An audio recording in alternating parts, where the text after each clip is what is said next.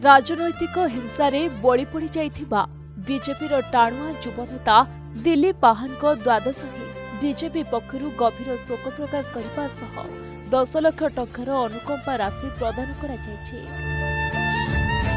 गत 15 तारिख दिन राजनैतिक हिंसा रे दिलीप को घर सम्मुखरे आयोजित द्वादश श्रद्धांजलि सभारे जोग देइथिले बीजेपी नेता पूर्णचंद्र सेठी एवं तांकर अमर आत्मार सद्गति कामना करने सह हिंसा त्याग करी धैर्य धरिबा पाई परामर्श देइथिले। दिलीपर द्वादश श्राद्ध दिवस आज मोर बीजेपी भाई मान बहुत बाहर आसी स्थानीय एमएल एमपी बाहर आसी दुई जन भाई भौणी से बहुत मत आशीर्वाद देइचंदी मु दल कहते आम जमी चेष्टा करी सांत्वनामूलक रहीकि तुम्हें चेष्टा कर आम चेष्टा करूँ आसामी की न्याय आसामी की धरिकी आपको न्याय देवाई आम चेष्टा कर। भारतीय जनता पार्टी गोटे सक्रिय कार्यकर्ता जड़े दिलीप पाहान राजनीतिक आक्रोशर शिकार होई अकाल मृत्यु वरण कर भारतीय जनता पार्टी परिवार संपूर्ण मर्माहत अंचलवासी परिवार वर्ग स्वाभाविक भाव दुखित। आज द्वादश दिवस आम ये संकल्प नेलु आम प्रतिक्रियाशील हो आईन के हाथ को नबानी धैर्यर सहित परिस्थिति को मुकाबला करवा। यही समय रहिबो नाही, ये अहंकार गर्व भी रहिबो नाही। आम पुणी परिस्थिति को सुधार चेष्टा करवा। तांकर आत्मा प्रति गभीर श्रद्धांजलि जनइलु एवं दल तरफ जो वार्ता थिला जति जहाँ वार्ता था परिवार वर्ग को सहानुभूति श्रद्धांजलि एवं सब कथा जनईकि आम बर्तमान विदा नौ।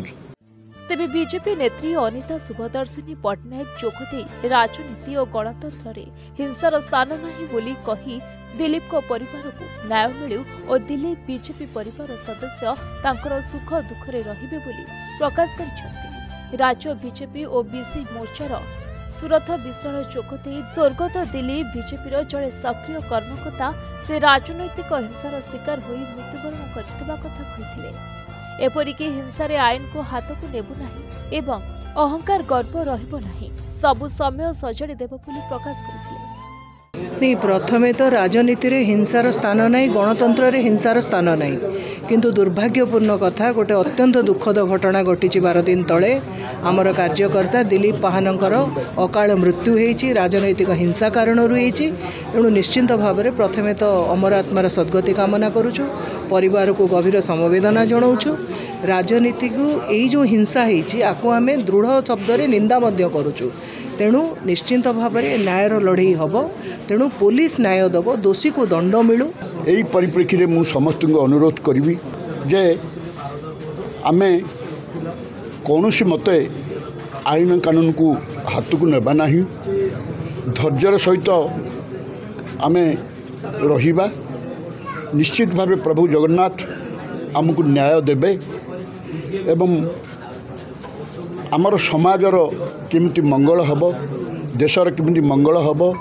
आमर प्रिय प्रधानमंत्री श्रीयुक्त नरेंद्र मोदी को जो जनहितकर कार्यक्रम गुड़ी को केमिति हाथ को नेबा, आमर भारतीय जनता पार्टी को केमिति आगू को बढ़ेबा एवं आमे समस्ते मिलीमिशी भाई बंधु कुटुंब भावे चलिबा, शांति श्रृंखला बजाय रखिबा, परिशेष राम राज्य गढ़िबा, जोटा कि आमर प्रिय प्रधानमंत्री श्रीयुक्त नरेंद्र मोदी को स्वप्न।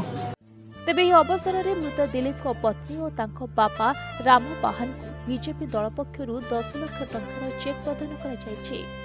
ब्रह्मपुर गोपालकृष्ण दास को रिपोर्ट प्रतिदिन टीवी।